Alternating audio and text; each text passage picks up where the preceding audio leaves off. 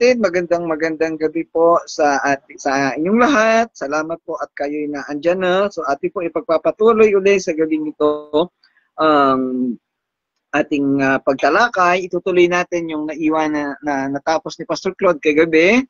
Isaiah chapter 45 verses 9 to 11 ang ating tatalakay ngayong gabi. Kagabi natalakay ni Pastor Claude ang verses 5, 6, 7, and 8. Ayan, kagaya ng ginawa natin kagabi, pwede namang mag-share si Pastor Claude mamaya ng karagdagan, kagaya ng ginagawa natin dati. Ano po? At ako ang mag-discuss sa gabing ito. Okay. Later on, sa mga susunod na araw, sa mga susunod na panahon, ay titingnan natin kung paano natin mai-improve ang ganitong talakayan in a way na lahat tayo ay po pwedeng mag-share ng mga ideas natin sa lesson na ating pinag-aaralan para hindi nakakainip na isang tao lang ang nagsasalita. Okay, samahan po ninyo ako sa ating pananalangin para bago tayo magsimula ng ating pag-aaral. Okay tayo. Ama naming Diyos na dakila sa lahat, muli po kaming nagpupuri, nagpapasalamat sa iyo sa gabing ito, sa pagkakataon na muli kaming makapag-aral ng iyong salita. Samahan mo kami, Panginoon, as we tackle your word, as we dissect every part of the verse na napakahalaga sa aming mga buhay. Tulungan mo kami, gabayan mo kami, Panginoon, maging ang mga kasama namin sa online at maunawaan ng bawat isa ang nilalaman nito. Ito po'y mailapat sa aming mga buhay. Napakahalaga, napakaganda ng lesson namin sa gabi po ito, Panginoon. At samahan mo kami, Panginoon, sa pangalan ng Panginoong Hesus. Amen. Okay, so tayo nga po ay magpapatuloy ang ating talata sa gabing ito. Magandang gabi, Nanay Gertrudes. Yan. Ang ating pong tatalakayin sa gabing ito ay Isaiah chapter 45. Tayo nga po ay nasa verses 9 to 11.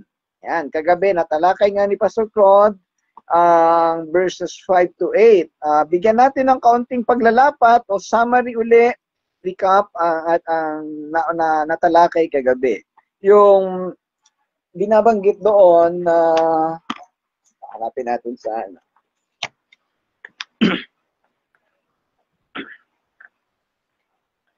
Okay, ang sabi sa kabanatang 5, ang sabi dito, ako si Yahweh, ako lamang ang Diyos at wala nang iba. Palalakasin kita kahit hindi mo ako nakikilala. Ginawa ko ito upang ako ay makilala mo sa silangan hanggang sa kanluran at makilala nila ako, si Yahweh, ako lamang ang Diyos at wala nang iba. Ako ang lumikha sa dilim at liwanag, ako ang nagpapahintulot ng kaginhawahan at kapahamakan. Akong si Yahweh ang nagpapasya sa lahat ng ito. Padadalan kita ng sunod-sunod na tagumpay, para mga patak na ulan, bumabagsak sa lupa dahil ito'y maghahari sa daigdig ang kalayaan at katarungan. Akong si Yahweh ang magsasagawa nito. Ang mga talatang ito, yung verses 5 to 8 na natalakay kagabi, ay tumutukoy sa pagiging Diyos ng Panginoong Diyos, pagiging Diyos ni Yahweh. Magandang gabi, Pastor Dennis. Salamat at nandiyan ka. At ito'y nagbibigay ng paalala kay Haring Ciro na si Yahweh ang nagbigay ng karapatan sa kanya na siya ay tawagin. At ganun din sa mga Israelita na ipinapahayag dito na siya ang tumawag kay Ciro. So sinasabi dito na ipinapakita ng Panginoong Diyos dito na siya ang Diyos, siya ang may karapatan sa lahat ng bagay na ito. Kaya nga naiugnay natin ito doon sa mga sinabi ng Diyos kay Moises, na I am who I am, doon nung siya isugo ng Diyos sa Ehipto upang iligtas naman ng mga Israelita sa halos kaparehong sitwasyon. Ang Diyos ang may kakayahan sa lahat ng bagay. Kaya dito ipinapaunawa ni ng Panginoong Diyos kay Haring Ciro na walang karapatan ang sino man na tumutol at walang magagawa ang kahit sino sa kanya. Ang kailangan lang ni Haring Ciro ay sumunod sa iniuutos ni Yahweh dahil siya ang nagutos. At kaya niya binanggit nito yung salita, ako si Yahweh, ako lamang ang Diyos, wala nang iba, dahil para magkaroon ng inspirasyon si Haring Ciro, para hindi siya matakot, hindi siya manghina. This is a motivational part para kay Haring Ciro para sumunod at gawin ang kaniyang ipinapagawa. And then sabi doon sa verse 6, ginawa ko ito upang ako'y makilala mula sa silangan hanggang sa kanluran. Sinisimbolismo, ang simbolismo dito mga kapatid, yung silangan ay ito yung lugar kung saan sumisikat ang araw. At yun namang kanluran ay lugar kung saan lumulubog ang araw. Ito yung nagpapahiwatig na simula sa pagsikat ng araw hanggang sa paglubog nito ay naandoon ang kapangyarihan ni Yahweh. Walang anumang oras na hindi nasasakop ng kapangyarihan ni Yahweh. At may binabanggit dito na siya ay makilala. Makilala nila ako, si Yahweh, ako lamang ang Diyos at wala ng iba. Ang kontekstong tinutukoy dito sa talatang 6 na ito ay yung pagkakilala ng lahat ng bansa sa kapanahon ng iyon kay Yahweh. Alam nating lahat na sa mga nakaraang kabanata, ang tinalakay dito yung pagsamba ng mga tao sa Diyos-Diyosan. At lahat sila ay gumagawa ng iba't ibang uri ng Diyos, hindi nila kinikilala ang Panginoong Diyos. No po, may kanya-kanya silang sinasambang kanilang Diyos. Kaya lang, alam natin na walang kakayahan ang kanilang Diyos na sila'y iligtas o gumawa ng anumang bagay na kayang gawin ni Yahweh. Kaya dito sinasabi ni Yahweh na siya lamang ang Diyos. Kailangan siyang makilala. Gustong patunayan ng Diyos sa lahat ng bayan sa lugar na iyon na siya lamang ang nag-iisang Diyos. Kaya kaya niyang pagalawin kahit ang pinakamakapangyarihang hari, si Haring Ciro nga, at kaya niyang pabagsakin ang isa sa pinakamakapangyarihang bansa, ito ang Babylonia, upang mailigtas ang kanyang piniling bayan, ang Israel. So yun po ang tinatalakay dito na makilala siya. Siyempre, sa practical na application natin sa kapanahonan ngayon, ito tumutukoy sa evangelism. Pero yung evangelism kasi hindi pa tinalakay doon sa panahon ng lumang tipan. Okay. Sa verse 7, sabi doon, muling idiniin siya ang lumikha ng dilim at liwanag. So malinaw na nakita na unawaan natin yan sa Genesis, sa creation, at siya ang naghiwalay ng dilim at liwanag. At tinawag niyang araw ang liwanag at tinawag niyang gabi ang dilim. Ako ang nagpapahintulot ng kaginhawahan at kapahamakan. Akong si Yahweh ang nagpapasya ng lahat ng tao. So ito'y gawa ng soberanya o the sovereignty of God. Wala tayong magagawa kung hiwalay tayo kay Yahweh o sa Diyos. Kaya yung ating kalungkutan, yung ating kaginhawahan, yung kapahamakan, lahat yan ay hawak-hawak ni Yahweh. Lahat yan ay kontrolado niya. Lahat ay kaya niyang gawin, lahat ay kaya niyang pahintulutan, lahat din ay kaya niyang pigilin kung ito'y naaayon sa kanyang kalooban. And po, again, yung verse 8 naman, ito'y paghahayag ng biyaya na ibibigay ni Yahweh kay Haring Ciro dahilan sa kanyang pagsunod. Hindi simple ang kanyang gawain, pababagsakin niya yung bansang Babylonia na napaka-powerful. Nakita natin kung kaano ka-powerful si Nebuchadnezzar, si Belshazzar, at yung mga iba pang hari nito. Pero ito si Ciro na gagamitin ng Diyos. Ang tanging purpose actually ni Ciro, kaya siya ilinagay sa kwento, ay para iligtas ang Israel. Pero siyempre, kasunod dito, yung pagiging makapangyarihan niya sa mundo. Matapos niyang mapabagsak ang Babylonia, siya ay naging makapangyarihang tao sa mundo sa kapanahon. Kaya nga siya tinawag na Darius the Great. Okay? So, ayan po. Ngayon, itutuloy natin ang talatang ito doon sa verses 9 to 11. Ang sabi sa talatang ito, verse 9, dito sa magandang balita, Biblia, ay may title ditong, si Yahweh ang ng buong nilikha at kasaysayan. Okay. Ang mga talatang ito, ang sabi dito, ang palayok ba ay makakatutol sa gumawa sa kaniya? Maitatanong ba ng putik sa magpapalayok kung ano ang ginagawa nito? Masasabi ba ng palayok na hindi sanay ang gumawa sa kaniya? Verse 10, may anak bang magtatanong sa kaniyang ama, bakit ikaw ang aking naging ama? At sa kanyang ina, bakit mo ako'y pinanganak?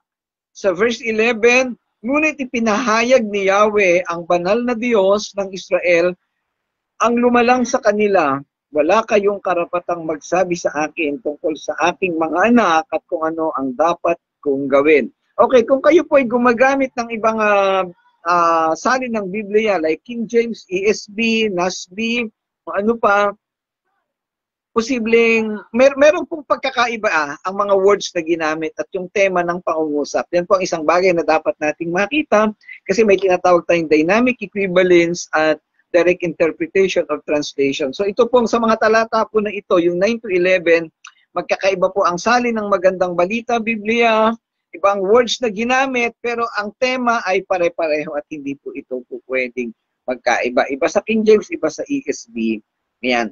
Pero ang napansin ko po, ang pinakakaiba sa lahat ay ang magandang balita, Biblia. Yung King James, syempre New King James, yung NASB, ESV, halos pare-pareho ang kanilang salin. So ating pong talakayin ito sa gabi nito. Ang tatlong talatang ito ay tumutukoy sa karapatan ng Diyos sa mga tao na kanyang ginawa at sa responsibilidad ng mga tao sa kanya. Sinasabi sa mga talatang ito na walang karapatan ang sino man na magreklamo sa Panginoon kung bakit siya ginawa at kung ano siya. Siya ba'y lalaki, siya ba'y babae, siya ba'y maganda, magandang-maganda, pangit, medyo pangit, maitim, maputi, o kung ano man ang katangian niya. Ang Diyos ang nakakaalam. Ano po? Hindi po totoo yung nagluto ang Diyos tapos nasunog kaya mayroong maitim. At ano ba yung puti? Nalimutan kami mga kwentong kutsero na gano'n eh. Ano? Yan. Ano lang po yan. Sa sitwasyong ito, si Cyrus ay pinili at itinalaga ng Diyos at walang sino man ang maaaring kumwestiyon o lumaban kay Cyrus. Ang sino mang lalaban kay Cyrus ay lumalaban sa Diyos. So yan po. Actually, ang tema ng tatlong talata is declaring the authority of God at yung authority ng mga taong ipinadala ng Diyos. Yun po yun. Walang karapatan ang sino mang tao na questionin ang sino mang ipinadala ng Diyos. Pag kinwestiyon ng sino man ang ipinadala ng Diyos o yung authority ng taong ito, ang kinu-question niya o ang linalabanan niya ay ang Diyos. Yan po ay ayon, nahilaw daw ang sinaing kaya maputi. Salamat, Pastor Claude. Hindi po yan totoo, ha? Okay, verse 9. Ang palayok ba ay makakatutol sa gumawa sa kanya? May tatanong ba ng putik sa magpapalayok kung ano ang ginagawa nito? Masasabi ba ng palayok na hindi sanay ang gumawa sa kanya? Dito pa lang, practically makikita mo anong kakayahan, anong karapatan, anong karunungan mayroon ang putik o ang palayok na questionin yung tao na gumawa sa kanya, yung magpapalayok na gumawa sa kanya. Sa talatang ito, kinukundina o kinu-question ni Propeta Isaias ang mga nagtatanong o sumasalungat sa kalooban at otoridad ng Diyos. Sa King James ay ginamit ang salitang kaaba-aba na tumutukoy sa mga taong lumalaban o nagpupunyagi sa lumalang sa kaniya na tumutukoy sa Diyos. Yung salitang English na wo, kaaba-aba, kaawa-awa, ang mangyayari sa kanila dahil sa ginagawa nilang pag-question sa Diyos. Sa Aklat ng Bilang, chapter 16, nabasa natin ang kung paanong pinarusahan ng Diyos si Korah at ang kaniyang angkan dahil sa kanilang paghihimagsik kay Moises. Sabi doon, sa talatang 31 to 33 ng Numbers chapter 16, verse 31 to 33, hindi pa halos natatapos sa pagsasalita si Moises, ay bubuka na ang lupa at nilulon ng buhay sina Korah, pati ang kanilang mga pamilya at mga ari-arian. Silang lahat ay nalibing ng buhay. Muling nagsara ang lupa at hindi na sila nakita ng mga Israelita. So ito po ay direktang pagpapahayag ng kaparusahan na iginagawad ng Diyos sa sino mang kumu-question sa authority na ibinigay ng Diyos. Ganun din, sa Exodus naman nangyari, yung si Miriam ay nagkaroon ng ketong dahil sa kanyang pag-question din kay Moises, kapatid na yun ni Moises mismo. Ano po? Ayan. Sa King James, ang talata ay nagsisimula sa isang retorika na nagsasabing sa aba niya na nakikipagpunyagi sa kanyang mailalang. Ito ay nagsisilbing babala sa mga nangangahas na hamunin ang soberanya ng Diyos. Ito ay isang paalala na ang Diyos ay ang lumikha at tagapagtaguyod ng lahat ng mga bagay. At ang laban sa Kaniya o ang paglaban sa kanya isang gawa ng paghihimagsik at kahangalan. Sa magandang balita, Biblia, binanggit ang mga salitang, ang palayok ba'y makakatutol sa gumawa sa kanya? Alam nating lahat, palayok nga siya, wala naman siyang isip. Yung gumawa sa kanya, yung nagdisenyo sa kanya, ay may kakayahan siyang nitong gawin ang gusto niya. Tinabagit sa Jeremiah chapter 18, yung kakayahan o yung kayang gawin ng magpapalayok. Ipinapakita nito ang sinasabi natin sa unahan na walang karapatan ang sinumang tao o nilikha na tanungin ang lumikha sa kanya kung bakit siya nilikha o bakit ganito o ganoon ang kanyang itsura o ang mga nangyayari sa kanya. Maitatanong ba ng putik sa magpapalayok kung ano ang ginagawa nito? Masasabi ba ng palayok na hindi sanay ang gumawa sa kanya? Kung ang isang tao ay nagumon sa kasalanan, pwede bang tanungin ng tao ang Diyos, Lord, bakit mo ako hinayaang magkasala? Kasalanan ba ng Diyos na magkasala ang tao? Hindi po. Kasi naandito na lahat ng guidelines. Ibinigay na sa tao. Ang tao lamang ang sumusuway, ang tao ang hindi sumusunod sa guidelines ng Panginoon. Kaya dito po, lagi ko yung nare-remind yung mga basic guidelines sa kabataan, sa mga nanay at sa mga tatay, yung sundin natin kung anong sinasabi ng salita ng Diyos. Kasi mahirap kung tayo makagawa ng mali. Tapos bandang huli, tayo magsisisi at baka umabot sa sitwasyon na sisisihin pa natin at tatanungin ang Panginoong Diyos. Ayan. Okay, idinidiin pa nito ng talatang ito ang kahangalan ng mga tao na nagtatanong sa mga aksyon o otoridad ng Diyos. Kung paano ang isang piraso ng putik ay walang karapatang tanungin ang gumagawa sa palayok, ang mga tao ay walang karapatan na hamunin ang mga plano o layunin ng Diyos. Ang imahe ng luwad o putik at ang magpapalayok ay isang paulit-ulit na tema sa buong Biblia na sumasagisag sa otoridad at soberanya ng Diyos sa kanyang nilikha. Magandang gabi, Nanay Ching. Salamat po at kayo nakasama sa pag-aaral ngayong gabi. Okay, sa konteksto at sitwasyon ng kabanatang ito, ipinapakita ng propeta Isaiah na nagsasalita siya sa mga Israelita na nasa panahon ng pagkabihag sa Babylonia. Ipinapaalala niya sa kanila ang kapangyarihan at katapatan ng Diyos, gayon din ang pagsaway sa hilig nila na bumaling sa mga Diyos-Diyosan at makipag-alyansa sa mga dayuhang kapangyarihan.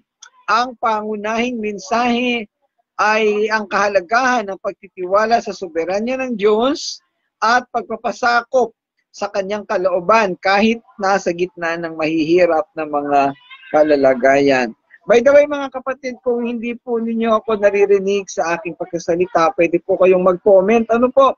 Kasi dito sa kabilang screen ko ay hindi ko nakikita, halos parang hindi gumagalaw yung aming yung video. Ano po? So message lang po kayo. Okay. Muli binibigyang diin ng talatang itong paghihimagsik ng tao.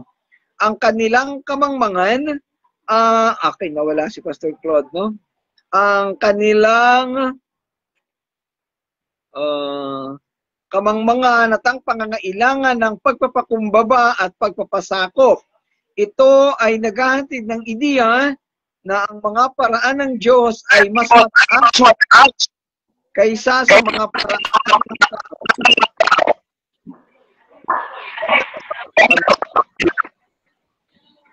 Yan.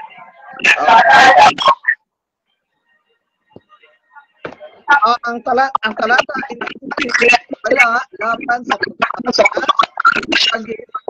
at wala ng pagsunod sa Diyos. Ipinapaalala ng talatang ito na tayo bilang mga nilikha ay kinakailangan magtiwala sa karunungan at kabutihan ng Diyos.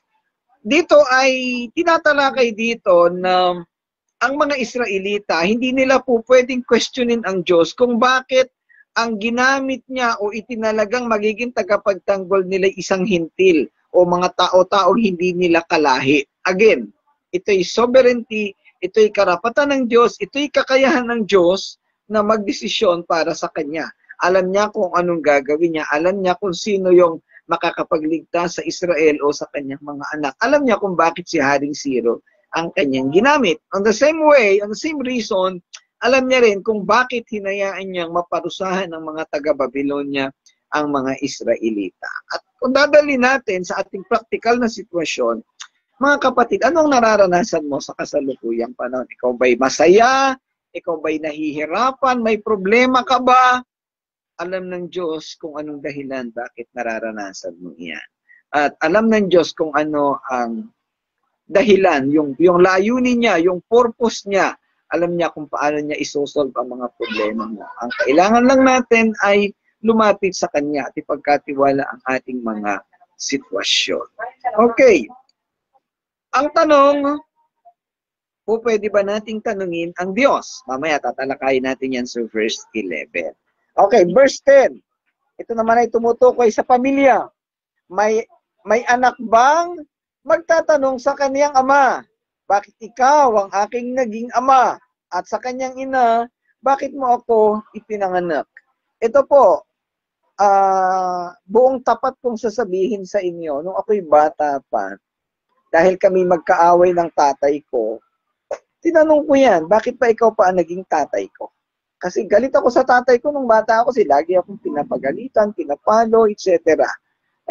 Sabi ko pa nga, makulit kasi ang tatay ko eh. Hindi ko inamin na ako yung makulit eh. So yun po yung katotohanan. Pero syempre, binago tayo ng Panginoon. Ngayon, tama ba? Natanungin natin ang ating tatay, bakit ikaw ang aking naging ama? Tama ba? Tanungin natin ang ating ina, bakit mo ako ipinanganak? Sa palagay ba natin gusto ng ating mga magulang na ipanganak tayo? Kung tayong mga bata, matanda na pala ako, sorry po. Kung yung mga anak ay kinu-question ang pagiging magulang ng kanilang magulang, sa palagay natin, hindi rin kaya kinu-question tayo ng ating mga magulang, bakit tayo ang kanilang naging anak. So parehas lang po yun. Pero ang sinasabi sa talatang ito, wala tayong karapatan na questionin ang lumikha sa atin. Ito'y pagpapatuloy ng pagtatanong ng isang nilikha sa manlilikha. Ginamit sa talatang ito ang sitwasyon ng ama at anak. Binibigkas ni Isaiah ang salitang aba o babala ng nalalapit na paghukom sa mga taong nagpapakita ng kawalang galang sa kanilang mga magulang. At ang tema na ito ay temang napakalawak sa Biblia. At ito'y kilala nating lahat. Ito ay napakahalaga sa kultura ng Hudyo at ng Kristiyano. Sa 10 utos, ibinigay, di ako nagkakamali, ay pang-5 utos ito. Ang sabi doon, igalang mo ang iyong ama at ang iyong ina. Exodus chapter 20, verse 12. Ang utos na ito ay inulit din sa Bagong Tipan sa Efeso chapter 6, verses 2 to 3. Kung saan sinasabi na igalang mo ang iyong ama at ina at na siyang unang utos na may pangako upang ikabuti mo at ikaw ay mabubuhay ng matagal sa lupa. Ang paggalang sa magulang ay isa sa sentrong tinatalakay ng Panginoong Diyos sa Biblia. Ibig sabihin, nagpapakita na wala tayong karapatang lapastanganin o hindi igalang ang ating magulang.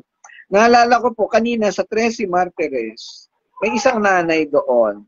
Panalangin natin siya. Siya po ay galit na galit sa kanyang anak. Kasi nag-iisang anak na lalaki ay talaga naman napakasalbahin.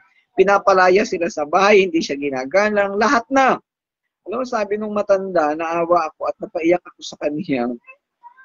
Kasi umiiyak siya eh. Ako'y suko na daw siya sa kaniyang anak. At ayaw na raw na ipanalangin. Kulang na lang daw ay ipanalangin niya na mamatay na. Parang galit na galit siya sa anak niya. Pero ako po ay nabagbagan damdamin ko. At kasi nga napakasalbahin ng anak niya eh. Nabanggit ko na yun sa inyo dati. Mark J. Pangalan ba ng batang anak? Mark J. Pilapil, anak ni Tatay Jose Pilapil. Sabi ko, Nay, naintindihan ko yung galit nyo sa anak nyo, pero wala din tayong karapatan na hindi ipanalangin ang anak natin. Kasi kung hindi tayong magulang natin papanalangin ang anak natin, sino pang mananalangin para sa kanila? So yun po. Nung bago naman kami naghiwalay, ay napalambot naman ng kahit pa paano, biyaya ng Panginoon ay nakinig naman yung matanda. Actually, 70 plus na yata yung matanda na yun eh. O baka 60 plus, basta medyo senior na siya, talagang matindi ang galit niya sa kaniyang anak. Anyway, ang tema ng paggalang sa mga magulang ay isang prominenteng talakayan sa Biblia. At ito ay itinuturo simula pa lang sa pagmulat ng mata ng anak natin hanggang sa paglaki sa eskwelahan ay itinuturo ang paggalang sa magulang. Kaya nga may Proverbs 22:6. Anong sabi doon? Ituro mo sa bata ang landas na kanyang daraanan at sa kanyang paglaki, hindi niya ito iiwanan. So, sa mga eskwelahan ay nakikita din natin yan. Nung isang gabi, doon sa aking pag-aaral, ay tinalakay namin yung lesson about juvenile delinquency.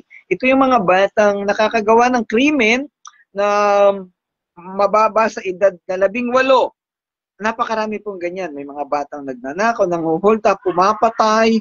Ito po yung problema ng society. So, parang gano'n ang tinatalakay po dito. Kinu-question nila yung mga matatanda sa kanila. So, nakakalungkot po ang gano'ng sitwasyon. Ano po? Ang ibang sali ng talatang ito ay sinasabing, bakit ikaw ang aking naging ama? O bakit mo ako ipinanganak? Ito'y nakikita bilang isang kawalan ng galang at walang pakundangan na pagtatanong sa papel ng isang magulang sa pagdadala ng isang bata sa mundo. Magandang gabi, Pastora Joy. Ganadin sa buhat sa Balayan, Batangas. Ayan, salamat po. Napadaan kayo sa aming pag-aaral. Ito ay pagtanggi sa ikinalagang kaayusan ng Diyos at kawalan ng pasasalamat sa mismong pinagmumulan ng buhay at pag-iral. Ang mga nagpapakita ng gayong pag-uugali sa kanilang magulang ay haharapin ang kahihinatnan ng kawalang galang sa dulong panahon. Mayroong kaparusahan sa kawalan ng paggalang, especially sa magulang. Okay? Ang konteksto ng talatang ito ay itinakda sa isang mas malaking sipi kung saan ipinapakita na importanteng igalang natin ang ating mga magulang.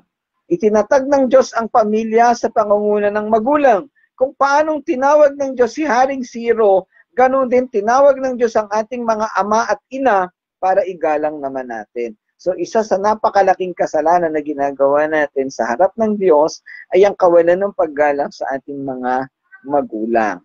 Ayan.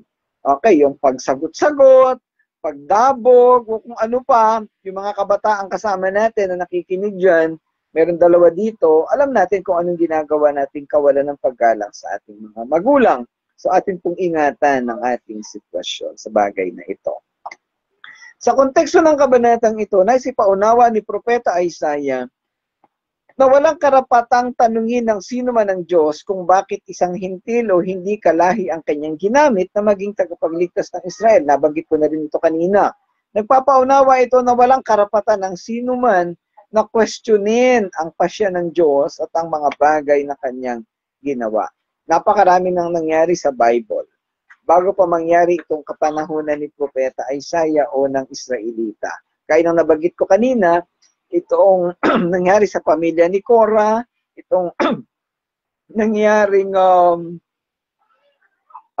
pagtataksil ni Haring David kay Urias, yung pagsilang ni Haring Solomon, lahat yan ay pawang naging mga pagsuway sa kautusan ng Diyos. Pero bakit hinahayaan ng Diyos na mangyari? Meron siyang layunin. Ngayon, ito yung nagpapakita ng karapatan ng Diyos, ang lahat ng mga bagay na ito. Okay, kung dadalhin natin ito sa practical na buhay natin, meron ba tayong karapatan na questionin ng ating gobyerno sa kanyang maling pamamaraan?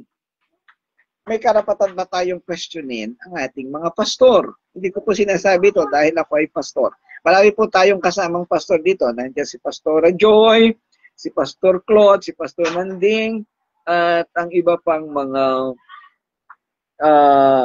kasama natin. Okay, so si Pastor Dennis ay nandiyan din, kung nandiyan ka pa. Ayan. Anong karapatan natin na questionin ng ating mga pastor na itinalaga ng Panginoon?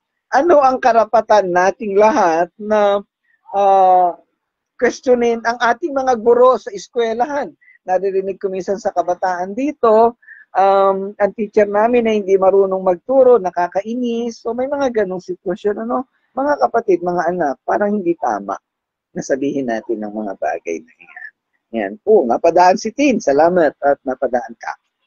Okay, sa ibang opisyal na nakakataas sa atin, ano yung karapatan natin na questionin ang karapatan ng ating mga opisyal? Unang mga nakakataas sa atin. Ang isang karaniwang nangyayari sa kapanahonan natin, kino-question yung presidente, yung senador. Well, napakaraming issue ngayon sa flood control, sa corruption at kung ano-ano pa, nakakalungkot ang nangyayari sa ating mundo. Ano po? Pero, kung ating ibabase, dito sa ating tinatalakay, wala tayong karapatan ni gatiting na questionin ang otoridad ng mga taong yan. Ayon sa Romans chapter 13 verse 1, ang lahat ng kapangyarihan sa mundo itinatag ng Diyos. At ang sabi sa verse 9, pag kinwestiyon natin ang karapatan o yung ginagawa ng mga opisyal na yan, ang kinu-question natin ay ang Diyos. So at ang bawat pag-question sa Diyos ay may karampatang kaparusahan. So, yan po ang ating tatandaan lagi. Muli, ang talatang ito ay nagsisilbing paalala ng kahalagahan ng pagkilala at paggalang sa mga tungkulin at relasyon na itinakda ng Diyos para sa atin. Ito ay nagsasalita sa mas malawak na tema ng pagkilala at paggalang sa mga otoridad at istruktura na inilagay ng Diyos para sa ating kagalingan at pag-unlad. Nananawagan ito sa mga individual na kilalanin at igalang ang mga tungkulin at relasyon na itinakda ng Diyos. Sa gayon ay kinikilala ang pinagmulan ng buhay at pagpapakita ng pasasalamat sa mga biyayang pinagkaloob sa atin. Ang paggalang sa otoridad ay paggalang sa Diyos. Magandang gabi, Brother Edgar. Salamat at naandyan ka. Namiss ka na namin. Ang talatang ito ay nagsisilbing walang hanggang paalala sa kahalagahan ng paggalang sa otoridad at istruktura na inilagay ng Diyos para sa ating buhay. Kaya nagpapadala ang Panginoon ng tagapanguna ng mga taong pwedeng maggabay sa atin dahil ito ang kanyang plano. Dahil alam ng Diyos na kailangan natin ang mga taong ito. Kung ating kukwestiyonin ito, ang ating kinukwestiyon ay ang Panginoon Diyos. So mga kapatid, mag-ingat po tayo. Kasi wag naman sana tayong magaya sa pamilya ni Korah. Okay, verse 11. Ngunit ipinahayag ni Yahweh ang banal na Diyos ng Israel ang lumalang sa kanila. Wala kayong karapatang magsabi sa akin tungkol sa aking mga anak at kung ano ang dapat kong gawin. Yan po ay galing sa Magandang Balita, Biblia. Sa King James, ayan yung basahin ko to dahil iba yung tema na kanyang binabanggit.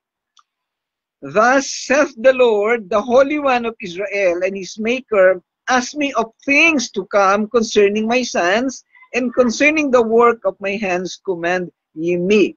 So, pag tinagalog mo itong sa King James, ang lumalabas dito na hinahamon tayo ng Diyos, tatanungin siya. Medyo kakaiba yung salin doon sa Magandang Balita, Biblia. Pero sa pagkakataon kong ito, ang susundin natin ay ang sinasabi sa Magandang Balita, Biblia, dahil ito'y tumutugma doon sa verses 9 and 10. Yung kawalan natin ng karapatan na tanungin ng Diyos o ang mga otoridad na kanyang itinatag. Kung may pagkakataon, maya-maya, bago tayo matapos, bibigyan din natin ng counting reflection ang binabanggit sa ibang salin ng Biblia. Okay, ang sabi dito, wala kayong karapatang magsabi sa akin tungkol sa aking mga anak at kung ano ang dapat kong gawin. Tama naman, ano po? Kagaya ng sinasabi kanina doon sa yung palayok o yung putik, hindi niya kayang pwedeng tanungin yung gumagawa ng palayok, ano ang kaniyang layunin? Bakit niya ginawang ganito ang palayok? Ano po? Bakit nga ba yung palayok ay, meron siyang hawakan na maliit, parang lieg, no? Bakit hindi ginawa ng magpapalayok na square na lang o simpleng bilog? Pwede ba tanungin ng palayok, bakit dito pinaliit pa ako, di ba? Parang ganun. O tanungin natin, bakit yung liig ko maliit at hindi kapantay ng ulo ko? Ano kayong itsura ko kung kapantay ng ulo yung liig? Ayan, so, alam ng Diyos kung paano niya dinisenyo ang ating buhay, ang ating pagkatao. Bakit kaya ako maitim? Bakit sila maputi? Bakit ako maliit? Bakit sila matangkad? Sakit naman. Ayan. Ang Diyos ang nakakaalam. Ano po? Hindi natin pwedeng tanungin ng Diyos sa mga bagay na ito. Okay, pinapaunawa dito ng Panginoong Diyos. Siya ang direktang nagsasalita. Inaanyayahan niya na, dito sa King James, inaanyayahan niya ang mga tao na magtanong sa Kanya. Pero doon nga sa magandang balita, sinasabi na, ano ang karapatan niyong magtanong o magsabi sa akin ng mga bagay na iyan? Ito ay muling sumasakop sa soberanya ng Diyos. Ang talat ay nagsisimula sa mga talat, sa mga pariralang ganito ang sabi ng Panginoon. Pag nabasa natin yung salitang ito na ganito ang sabi ng Panginoon, this is what the Lord had said, it signifies authority, complete authority and sovereignty. Sabihin ay wala na. Tapos ng boxing kasi Diyos na ang nagsabi di ba? Nagpapahiwatig na ang mga salitang binigkas ay direktang mensahe mula sa Diyos. Siya ang Diyos na gumawa ng lahat. Nag-create ng mundo, nag-create ng tao, lahat. Pero ba tayong pwedeng, pwede ba natin tanungin o questionin ang Diyos, Lord, bakit pag gabi madilim? Bakit pag araw maliwanag? Diba? Parang naman ang ganong sitwasyon. Parang yung pagka umiinit, sinasabi, sana umulan. Pag umulan, sana uminit na. Yung mga estudyante, pag bakasyon, miss na miss ko ng eskwelahan, sana magkapasukan na.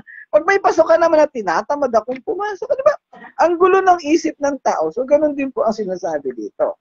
Saan ba lulugar ang Diyos kung i-entertainin ng Diyos ang ating mga katanungan? Ayan. Well,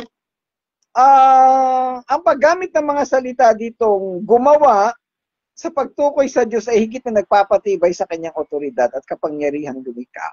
Ang talatang ito ay isang paalala sa mga tao ng Israel na ang Diyos ay may control sa hinaharap at sa kanyang mga plano, sa mga mangyayari at sa mga nangyari na. Alam ng Diyos kung anong ginawa niya at hindi siya nagkakamali. Alam niya kung ano nangyayari sa kasalukuyan. Alam niya ang magiging resulta. Kaya nga, omniscient God. No? Alam niya ang lahat.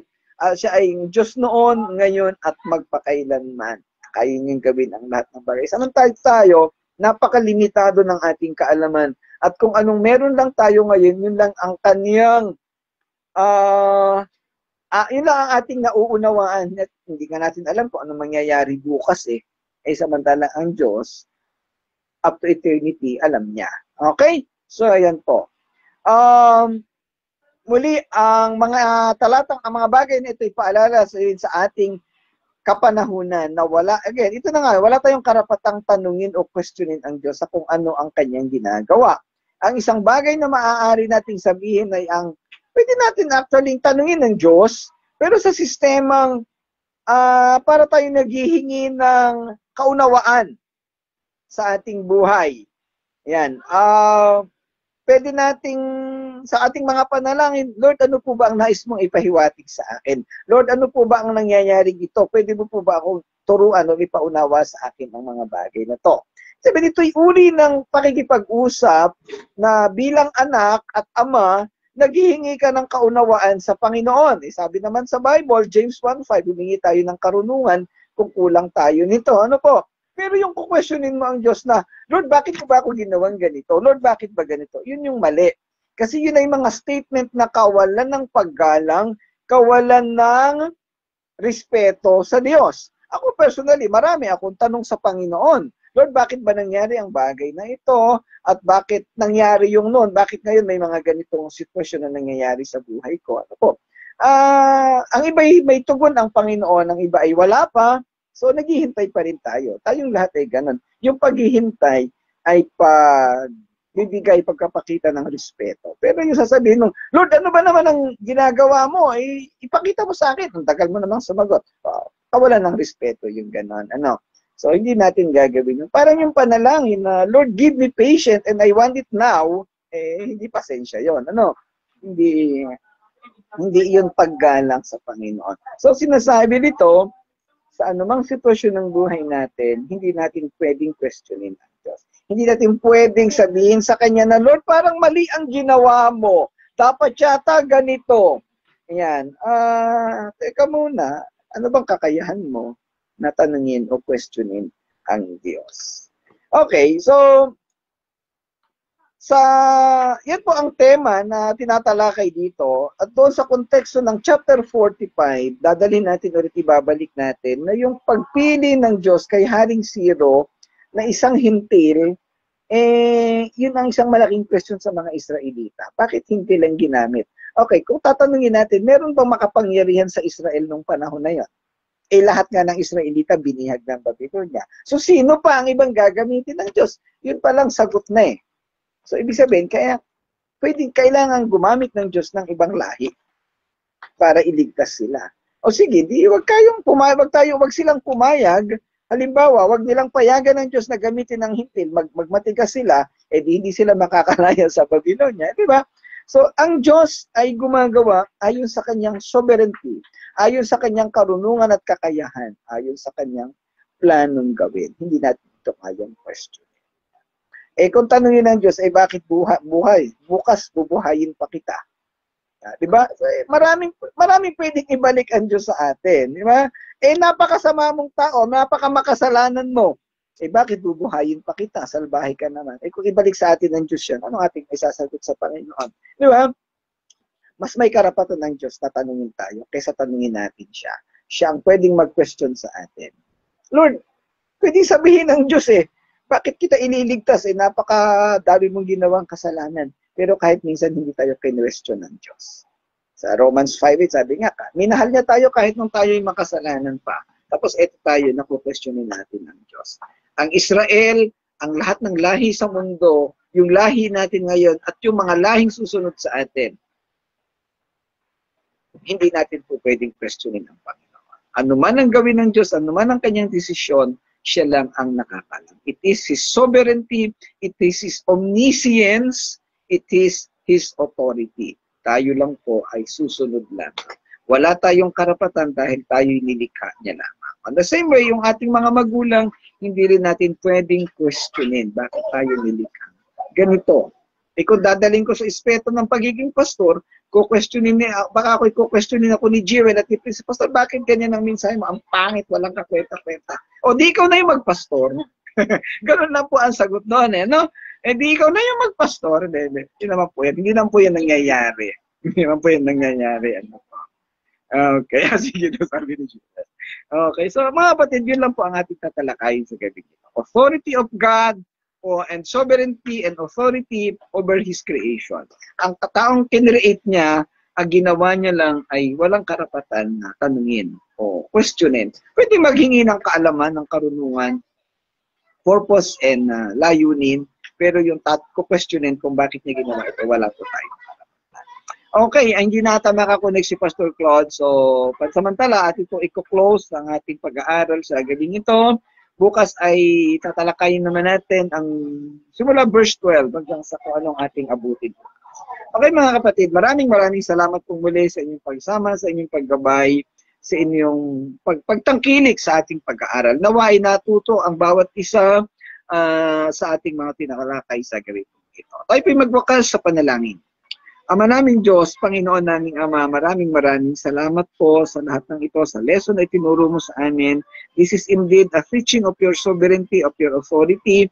At nawa, Panginoon, sa aming mga puso ay makita namin ang kahalagahan ng pagsunod dito sa iyo. At maging sa mga authority dito sa lupa na ibinigay mo at ipinadala sa amin. Pagpalain mo kaming lahat, Panginoon, ng mga kasama namin sa talakayan.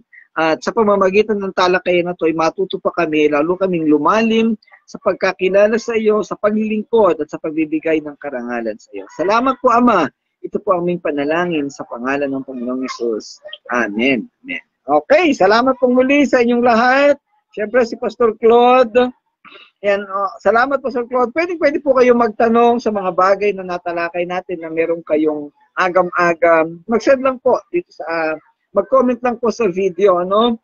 O kaya pwede mag-send ng personal message po sa amin at atin po itong sasagutan. Okay, kung naandyan pa kayo, si Tintin, si Pastor Dennis, si Nanay Gertrude, si Carla, si Ate Alma, ang kaniyang pamilya, syempre si Kuya Bob at mga anak, si Pastor Claude, si Mami Irene. So salamat po sa inyong lahat. Maraming salamat sa inyong pagsama. Pagpalain kayo ng Panginoon. Bukas po, announcement, wala po tayong worship service dito sa church. Nandun po tayo sa University Baptist Church. Okay. Sa mga nasa online, gawan po namin ng paraan na kayo ay maka-join sa online. Tingnan namin kung anong pwedeng magawa natin bukas. Okay, God bless everyone. Papuri sa Panginoon. Bye-bye po.